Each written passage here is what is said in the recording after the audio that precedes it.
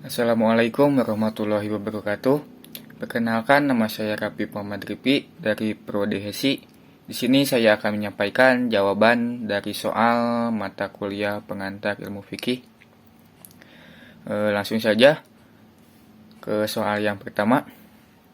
Di sini jelaskan apa yang dimaksud dengan fikih dalam konteks hukum Islam. Fikih berasal dari kata faqaha yang berarti memahami.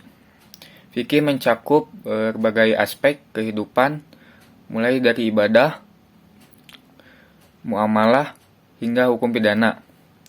Tujuan dari mempelajari fikih adalah untuk memahami bagaimana seorang muslim harus berperilaku sesuai dengan ajaran Islam dalam berbagai situasi kehidupan. Fikih dibagi menjadi beberapa mazhab, yaitu Hanafi, Maliki, Syafi'i, dan Hambali. Masing-masing dengan pendekatan dan interpretasi tersendiri terhadap sumber-sumber hukum Islam. Lanjut ke nomor yang kedua. Sebutkan dan jelaskan 4 sumber utama hukum Islam.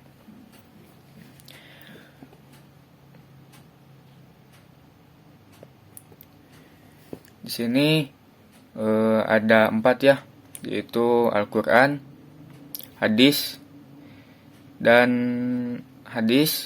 terus ijma dan qiyas. Yang pertama Al-Quran. Al-Quran adalah kitab suci umat Islam yang berisi wahyu Allah Subhanahu wa taala kepada Nabi Muhammad sallallahu alaihi wasallam.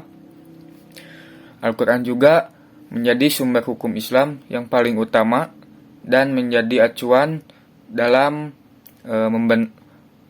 menentukan hukum-hukum dalam Islam. Terus ada yang kedua, yaitu hadis. Hadis adalah perkataan, perbuatan, dan persetujuan Nabi Muhammad SAW. Hadis juga menjadi sumber hukum kedua setelah Al-Quran dan digunakan sebagai penjelas serta pelengkap dari ajaran yang terdapat dalam Al-Quran. Terus yang ketiga ada ijma.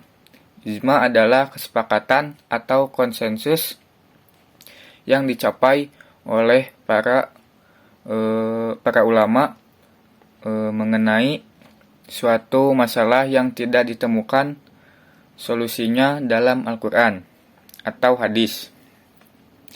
Ijma menjadi sumber hukum ketiga dalam Islam dan menunjukkan pentingnya konsensus dalam menentukan hukum. Terus yang keempat ada qiyas. Qiyas adalah analogi atau perbandingan yang dilakukan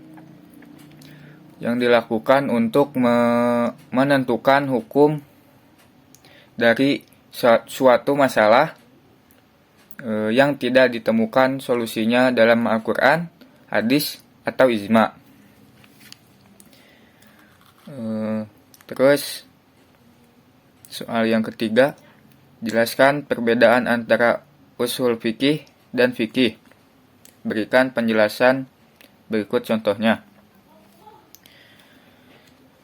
Untuk usul fikih adalah ilmu yang membahas tentang metode dan prinsip-prinsip yang digunakan dalam menetapkan hukum-hukum Islam dari sumber-sumbernya. Untuk contohnya seperti kasus sholat. Usul fikih akan membahas bagaimana hukum-hukum sholat diturunkan dari Al-Quran dan hadis, serta bagaimana metode ijtihad atau usaha penalaran independen digunakan untuk menetapkan hukum-hukum tersebut. Ini juga akan mencakup bagaimana hukum-hukum tersebut diterapkan dalam berbagai situasi, seperti dalam kondisi sakit atau dalam perjalanan. Sedangkan fikih adalah ilmu yang membahas tentang hukum-hukum Islam itu sendiri, yang diambil dari sumber-sumbernya melalui metode yang telah ditetapkan oleh usul fikih. Untuk contohnya, dalam kasus sholat juga, fikih akan membahas tentang bagaimana hukum-hukum sholat harus ditetapkan dalam kehidupan sehari-hari. Dengan demikian, usul fikih dan fikih adalah dua cabang ilmu yang saling melengkapi.